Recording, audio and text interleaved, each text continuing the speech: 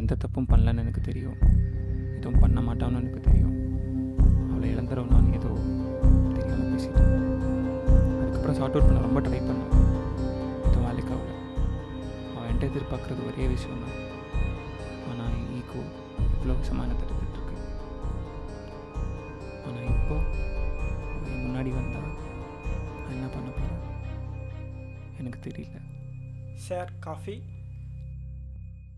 Thanks sir வேறு ஏதாவது?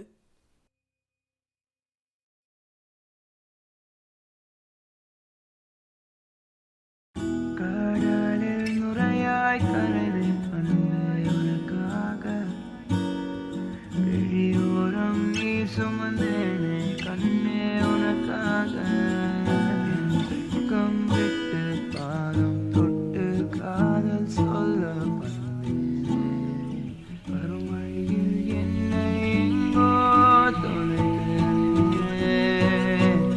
கடலில் நுரையாய் கரைது உனக்காக, வெளியோரம் நீ சுமந்தேனே கண்ணே உனக்காக, பக்கம் விட்டு பாதம் தொட்டு காதல் சொல்ல வந்தேன், வறுமையில் என்னை எங்கோ தொலைத்து நின்றேன்.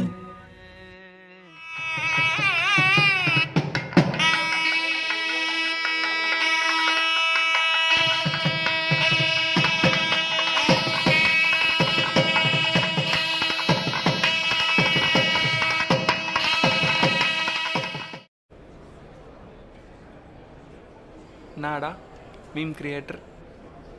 மீமில் மட்டும் 90s கிட்ஸ்க்கு கல்யாணம் ஆகலன்னு சொல்ல வேண்டியது, ஆனால் நீ மட்டும் 24 வயசுல கல்யாணம் பண்ணிக்கினேன், இன்னும் கொஞ்சம் நாளில் உன் பொண்டாட்டி வைத்து நிரப்பிடுவேன்.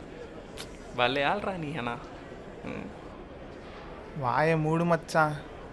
அவன் இங்கே லைசன்ஸ் வாங்கிட்டு பண்ணதை இங்கே ஒருத்தன் லைசன்ஸ் வாங்காமையே பண்ணிகிட்ருக்கான்.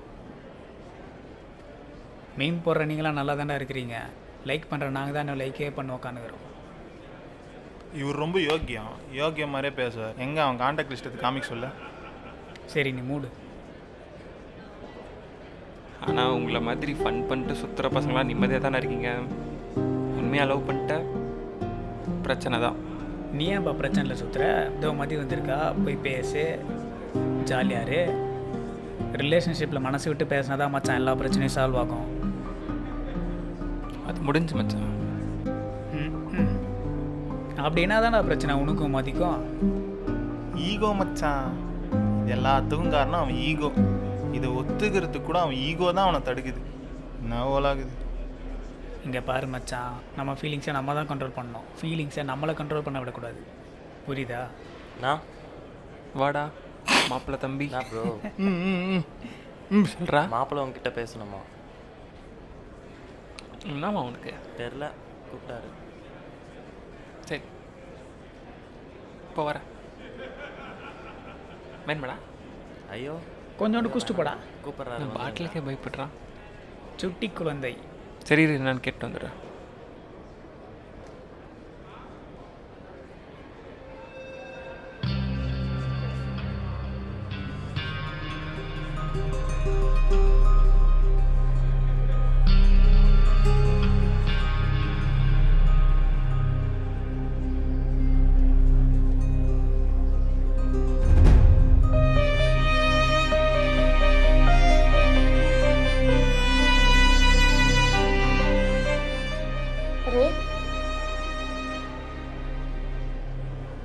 என்கிட்ட ஒரு 2 minutes பேசணும்.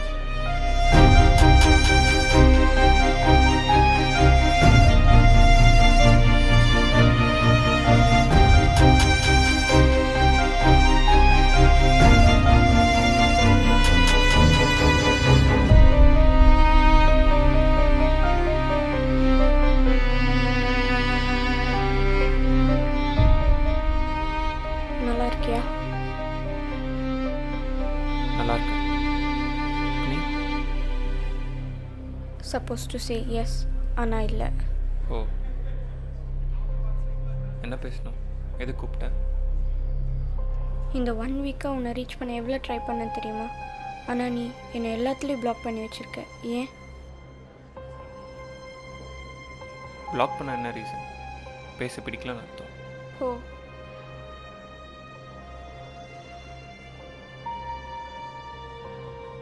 அப்புறம் உங்கள் அப்பா, உங்கள் பெரியப்பா, ஓடி போன அந்த பிரியா எல்லோரும் நல்லா இருக்காங்களா? எல்லாரும் நல்லா தான் இருக்காங்க. அப்புறம் அந்த அசோக்கு நல்லா இருக்காரா? என்னை கோவப்படுத்தி பார்க்காதரே. அசோக் கல்யாணம் ஆகி அவங்க ஒய்ஃப் 6 months ப்ரெக்னெண்ட்டாக இருக்காங்க.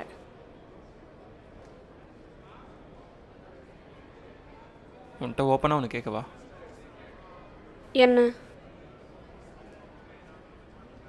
நீ ஒரு நாள் கூட அவன்கிட்ட உன் லிமிட்ஸ் க்ராஸ் பண்ணி பேசினதே இல்லையா?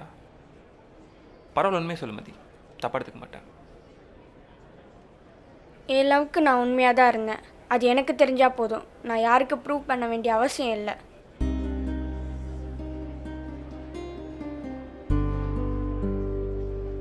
ஏன் நீ இப்படி இருக்க? என்ன எப்படி இருக்க?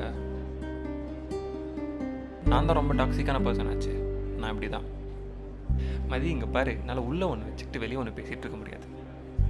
அந்த விஷயம் எனக்கு ரொம்ப நாளாக மண்டியில் போட்டு உறுத்திட்டே இருந்துச்சு. கேட்டுட்டேன். அன்றைக்கி நான் சண்டேயில் பேசினதெல்லாம் இப்போ எனக்கு அகெயின்ஸ்டாக யூஸ் பண்ணாதரே. சரி, உனக்கு அகெயின்ஸ்டாக யூஸ் பண்ணல. இவ்வளோ நாள் நான் உன் லைஃப்பில் இல்லாமல் நீ ரொம்ப சந்தோஷமாக தானே இருந்த. உனக்கு தெரியுமாடா நான் சந்தோஷமாக இருந்தேன்னு? எதுக்கு தேவையில்லாமல் சீன் கிரியேட் பண்ணுறேன்? ஏய், இவ்வளோ நாளாக நீ இல்லாமல் நான் ரொம்ப சந்தோஷமாக இருந்தேன். டோ வண்டியே, என் நிம்மதியெல்லாம் போச்சு, முடிஞ்சு. குடிச்சிருக்கியாடா? தாமா குடிச்சிருக்கேன். See, let me be clear. இப்போ நீ என்கிட்ட என்ன பேசி கன்வின்ஸ் பண்ணி ட்ரை பண்ணாலும் இங்கே எதுவுமே மாற போகிறதில்ல.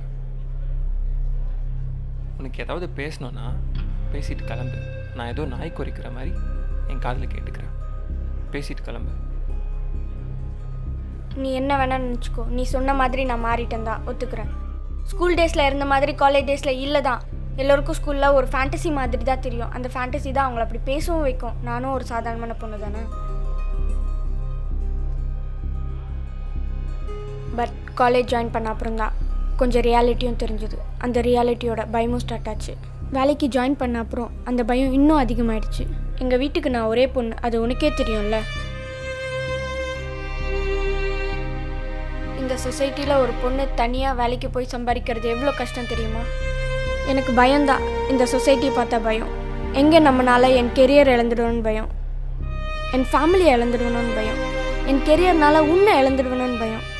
எனக்கு தெரியும்டா, நீ என்ன மாதிரி இல்லை. உனக்கு மெச்சூரிட்டி அதிகம், நீ ப்ராக்டிக்கலாக திங்க் பண்ணுவ, உனக்கு ஜென்ரல் நாலேஜ் அதிகம். பட் நான் அப்படி இல்லை. நான் வளர்ந்த விதம் வேற. அது ரொம்ப சின்ன உலகம். அதில் நான், என் அம்மா, அப்பா, அவ்வளோதான். இதை தவிர எனக்கு வேறு எதுவும் தெரியாது.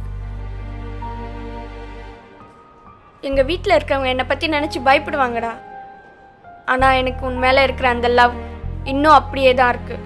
பிகாஸ் நீ எனக்கு வேணும்டா. நீ இல்லாமல் என்னால் இருக்க முடியாது. இவ்வளோ நாள் உன்னை ரீச் பண்ண எவ்வளோ ட்ரை பண்ண தெரியுமா? ஆனால் நீ என்னை விட்டு விட்டு விலகி போயிட்ட. புரிஞ்சுக்கோடா. I still love you. இப்போ என்ன ட்ரை பண்ணுற? நான் ஒரு சாதாரண பொண்ணு. ஒரு பையன் முன்னாடி நீ தான் எனக்கு எல்லாமே. உன்னோட ஈகோவை தூக்கி போட்டு வாடான்னு சொல்கிறேன். உனக்கு புரியுதா?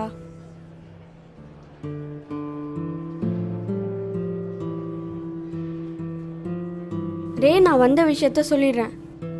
அப்பா கிட்ட நம்ம விஷயத்த சொல்லிட்டேன். நான் ரேவந்த்னு ஒருத்தரை விரும்புகிறதாவும் அவரை லவ் பண்ணுறதாவும் அவரை தான் கல்யாணம் பண்ணிக்கிறதாவும் சொல்லிட்டேன்.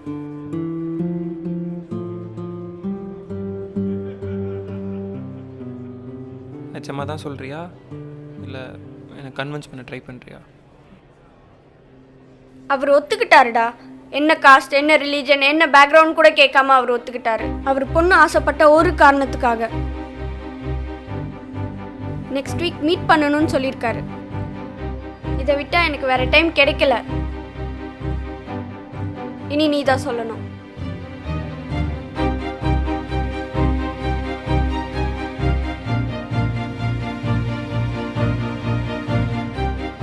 கடைசியா கேட்குறேன், உன்னால வர முடியுமா முடியாதா? உனக்காக இவ்வளோ தூரம் வந்தேன் பாரு. படி.